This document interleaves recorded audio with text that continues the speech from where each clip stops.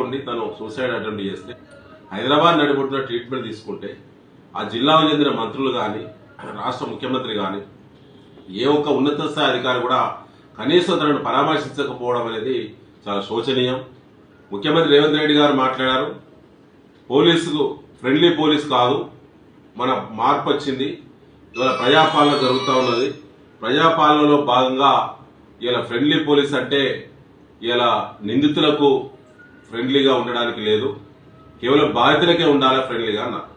మరి ఇవాళ శ్రీరాములు శ్రీనివాస్ ఎస్ఐ గారు నిందితుడా బాధితుడా ఇలా ముఖ్యమంత్రి రేవంత్ రెడ్డి గారు ఆత్మపరిశీలన చేసుకోవాలి. ఈ ప్రభుత్వం సిగ్గుపడాలి. ఇలా విపక్ష కార్యకర్తలపైనే వేధింపులు కాకుండా రైతులపైన కూడా వేధింపులు చేయడం కాకుండా ఇలా కింది స్థాయి ఉద్యోగుల పట్ల కూడా ఇలా వేధింపులు ఏ స్థాయిలో జరుగుతున్నాయో ఇవాళ ఒక్కసారి మరి శ్రీనివాస్ ఇచ్చినటువంటి డైరెక్ట్ డిక్లరేషన్ చూస్తే చాలా బాధ అనిపిస్తుంది.